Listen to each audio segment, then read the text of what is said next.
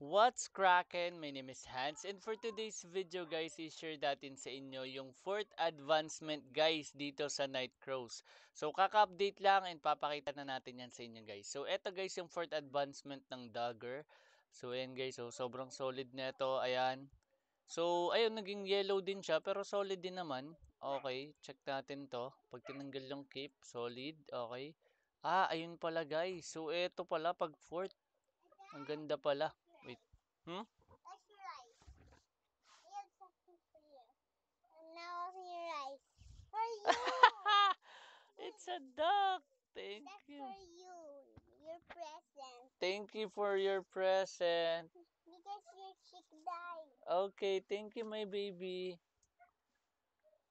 So ito guys, sobrang solid nito. Ayan oh, kung mapapansin niyo yung cape niya. Tapos ito naman sa Archer. Check natin guys. So ayan, sobrang solid niya itong 4th advancement. Tapos check natin yung sa Wizard. Ayan guys. Ito. Okay. So ganda talaga ng cape. Sa cape ako nagagandahan. Tapos dito naman guys, eto. Yung shield. Uy, solid nito. Tapos sa dual sword. Ayan, Bloody Enforcer. Tapos ito, Eternal Commander. Ganda.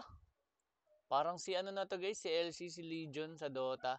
Ito naman guys, Spearman. Check natin, ganda ng Spearman. Okay. So sobrang Put it in the box. okay. So ayan guys, sobrang solid nila. Ayan. Right, Dad? Yes. So Your present. oh yeah, thank you. Just leave it there. I'm gonna make a video. But Daddy, have food. Love you. So this is so ayan guys, sobrang I have other food. I have other surprise for you. what's that? A chick. Where? You have a chick too? No, Kuya Ping have. Okay. Thank See you. it. Ah, We have two. okay, For later. you. Later we're gonna make this one. We're gonna make this grow, okay? Okay. We're gonna Dad? help this chick. But that is not a chick. Duck. Yeah, duckling. Duck. Oh, His go. name is Turkey. Okay, just wait baby I'm gonna make a video. Go muna yan. Go muna outside dyan.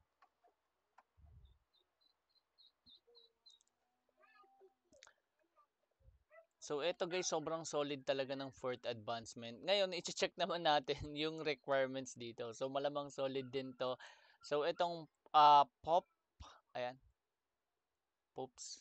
So ito guys, pops authorization. So check natin, wala pa to malamang eh. So check natin kung paano siya makukuha.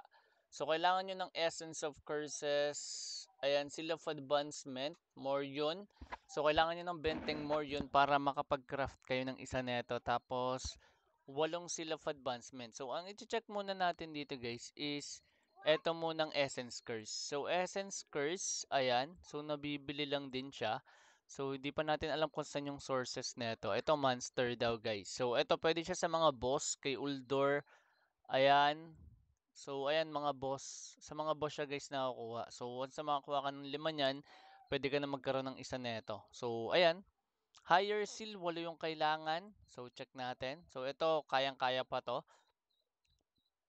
Dito naman tayo guys sa Chief Craftsman Certificate. So check natin dito yung requirements. Ito medyo masakit to guys. Etong alloy 3/8, so kailangan mo ng 5 niyan. Tapos Prosintier, Morion, tapos Metal Fragment. Okay, so kailangan mo nito. Ito kasi 15 eh. So sobrang sakit nito. Tapos ito 15 din. Tapos 40 na Mercenary Captain's Reference. So dati, nakita ko kasi may napanood akong video, may chance daw guys na mag-fail. So ayan ata to. Ito ata yung sinasabi dito na kapag naka 15 over ka na, you may fail to craft this item. 40 yung need mo nito. So doon ka mahihirapan. So 10 papyrus or papyrus, tapos 20 na sila of advancement Morion, tapos ayan, sobrang dami guys. Tapos next one is Morion na 500. Ito basic lang to. So dito kayo guys magkakaroon ng dito kayo guys mahihirapan sa pag-craft nito kasi may chance mag-fail siya. Tapos ito, pagkasampo, pagkatas mo magsampo, may chance na siya mag-fail. So 15 yung kailangan mo niyan, so mahirapan ka sa last 5. Tapos check din natin to. Ito naman mahirapan ka sa last 10 kasi sa 5 okay pa, pero pagka-craft mo na guys ng pang-6 hanggang 15 yun may chance na nga siya guys mag-fill. So ayun lang para makuha mo tong fourth advancement. And sa fourth advancement guys, check natin ulit. Pag nag-fourth advancement from third, ang dami mo makuha. Strength na 15, vitality, ayan, spirit, tapos eto HP laki. Ayan, skill damage amplification, debuff rate, crit. Ayan, sobrang solid na ito guys. Sobrang laki magiging up na ito lalo na sa growth rate guys. So ito yung fourth advancement and check din natin guys yung iba pang mga bago dito guys sa Nightcrow. So first is etong Liberation Journal. Okay, check natin para saan to. So sa crafting material, so para makakuha ka ng Seed of Liberation. So, kailangan mo nga lang dito guys ng more yun. So, yung Seed of Liberation, check natin saan siya ginagamit. Ayan, pang breakthrough daw. Okay, so check natin yan later. Ayan, so eto. So, hindi siya mapakita kung saan eh. So, hindi pa natin alam yan guys, okay? So, bago lang yan na item. Okay, hindi rin siya kasali dun sa guys na binibigay na mga event-event kasi kadalasan may ganun eh, event-event lang talaga. Pero ito mukhang kakaiba yun eh. So, check natin yung iba.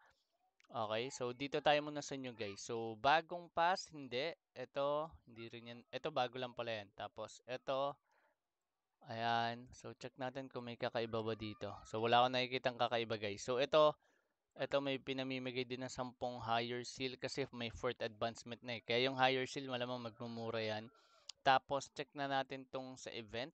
Okay. Etong sa event. Okay. Ito pa rin guys ha. Ito malas ako dito. Rare lang nakuha ko eh. Tapos itong mount. Ito nakaraan pa yan. Ito nakaraan pa to. Ayan nakaraan din. So ito bago to guys. Special Dungeon Monster.